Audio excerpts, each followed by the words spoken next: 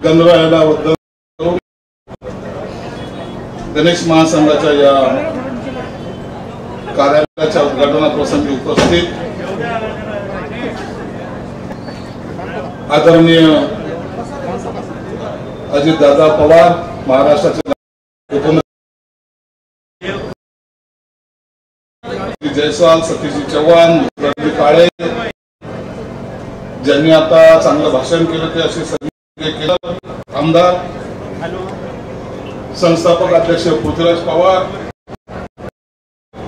वर्षाचे अध्यक्ष अनिल निलावार, अनिल मकरे, अनिकेत निलावार, अनिल मकरे, नंदू घोडेले, विकास जैन, अशोक पटवर्धन। खरं तर आज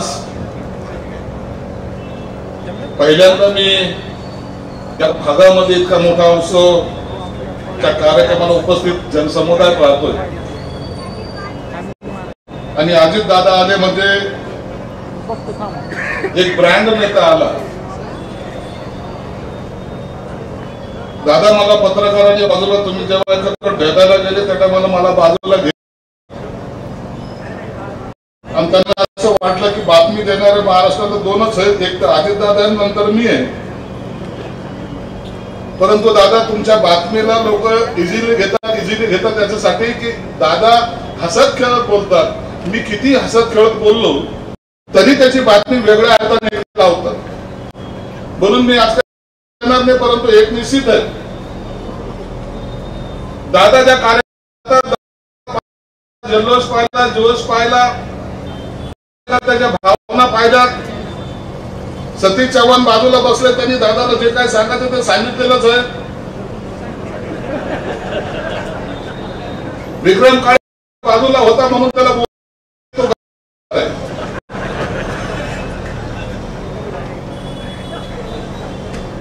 गेल्या 15 दिवसापूर्वी मी सोलापूरला गेलो। सोलापूरला जाताना मी वाया बारामती मार्ग गेलो आणि जाताना रस्त्यामध्ये एका ठिकाणी एक मोठीशी चांगली बिल्डिंग अशा दिसल्या, बंगल्यासारखं सगळं आवार, चांगला एक आवार दिसला। मी म्हणलं एखादी स्कीम या ठिकाणी होत असेल। जवळ तसं गेलो तो पाहिलं तर काय होतं ते पोलीस अधीक्षक कार्यालय। त्या दिवशी मला लक्षात आलं, दादा तुम्ही आम्हाला इकडे येऊन शिव्या का देता म्हणून। इतकं सुंदर कार्यालयाच्या अधीक्षकाचं होतं त्या ठिकाणी आणि तो पाहून आता माझ्या मनात सुद्धा काही यायला लागले की दादाकडे आज काय मागितलं पाहिजे। दादा तसा मोठ्या मनाचा माणूस, चिंता करू नका। एकदा दादा बोलले म्हणजे कार्यक्रम झाला। फक्त कॅबिनेट मध्ये बोलताना हळूच कोणताही विषय आला तर त्याच्यात फक्त पैसे कुठे लिहिले ते पाहतात। पैसे दिसले नाही लिहिले तो विषय मंजूर, पैसे जिथे लिहिलेले असले की दादानी शंका उपस्थित केली म्हणून समजाच। एक चांगल्या ठिकाणी काय करता येईल त्याच्यासाठी तर पैशाची कमतरता नाहीये, म्हणून दादा संभाजीनगरमध्ये आले। दादा तुमच्या आम्ही 2-3 मीटिंग अटेंड केल्या। संभाजीनगरमध्ये आल्यानंतर तुम्ही दरवेळेला आम्हाला लोक तुम्हाला कसे निवडून देतात असा प्रश्न तुम्ही निर्माण करायचे। काय लोक आहेत, लोकांना कसे निवडून देतात? रस्ते एवढे खराब आहे, पाण्याचा पत्ता नाही, लाईट धड लागत नाही। हे सर्व सांगताना आम्हाला सुद्धा मान खाली घालून आम्ही गपचूप पाहायचो, गपचूप बसायचो की आता दादा समोर बोलावं तर काय बोलावं। परिस्थिती तशी होती, नव्हती अशातला भाग नाही। परंतु दादा तुमच्या सगळं हे जे काही बोलणं आहे ते आम्ही जिव्हारी लावून घेतलेलं आहे आणि आता या शहराचा बदल करण्याचा आमचा मानस आहे। तुम्ही पाहत असाल, तुम्हाला सुद्धा मी माहिती दिलेली आहे, या शहरामध्ये जवळपास 5000 अतिक्रमण आम्ही काढले। 5000 काही लोकांना निश्चित त्याचा त्रास झाला, परंतु आम्हाला शहर चांगलं करायचं आणि पैसा महारथी बसलेला आहे आणि दादा हमारे साथ है। तो या हिशोबाने आम्ही सगळे अतिक्रमण पाडले। दादा गणरायांना मी हात जोडून विनंती करतो, गणरायांनी बाप्पा दादाच्या कानात हळूच सांग, आम्हाला 1000 कोटी रुपये तरी दे। हे जे अतिक्रमण पाडलेत ना, आता रस्ते गेले, रस्त्याच्या मध्येच पोल दिसायला लागले, त्या साईडला काही नाही, ह्या साईडला काही नाही. म्हणून आता जर पाडले तर लोक म्हणतात की हे रस्ते बनणार कधी आहे. परंतु तुमच्या माहिती जर सांगतो की आपला सर्व प्लॅन तयार आहे, दादाने आम्हाला होकार दिलेला आहे. आता आपलं फक्त एस्टिमेट कितीचं जात आहे याच्यावर दादाची नजर आहे. म्हणून आजच्या गणेश महासंघाच्या कार्यक्रमाच्या निमित्तानं एक तुम्हाला सांगतो की या शहराला एक चांगला प्रसाद रूपी दादा आज गिफ्ट करतील एवढं मात्र नक्की.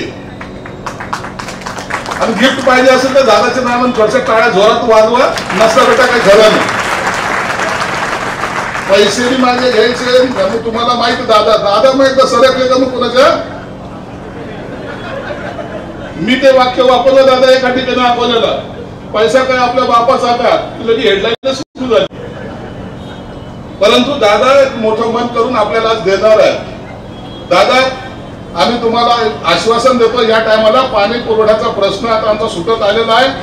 19 तारखेला सीएम येतात, त्यांच्या हस्ते 26 MLD पाणी आम्ही शहराला अतिरिक्त द्यायला सुरुवात केली. आता जो गॅप होता 8-8 दिवसाचा तो 4 दिवसावर येईल आणि लवकरच तो पूर्ण साफ, एवढी आमची प्रगती आहे. दुसरं महत्वाचं, आम्ही या शहरामध्ये हा जो काय मास्टर प्लॅन तयार केलेला आहे याची सुद्धा सुरुवात आता आम्ही करणार आहोत.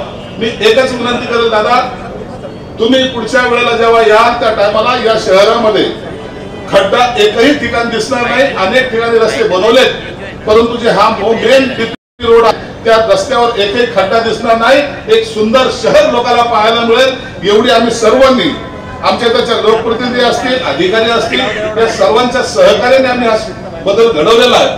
म्हणून आजचा दिवस मला वाटतं गणरायाला नमन करण्याचा आहेच आहे, हा उत्सव साजरा करण्याचा तर आहेच आहे. परंतु या रूपानं आज गणरायाच्या रूपानं आज दादा या ठिकाणी आले आणि दादा निश्चित आपल्याला काहीतरी दिल्याशिवाय राहणार नाही, एवढी त्यांच्याकडून अपेक्षा व्यक्त करतो आणि या गणेश महासंघाला शुभेच्छा देतो.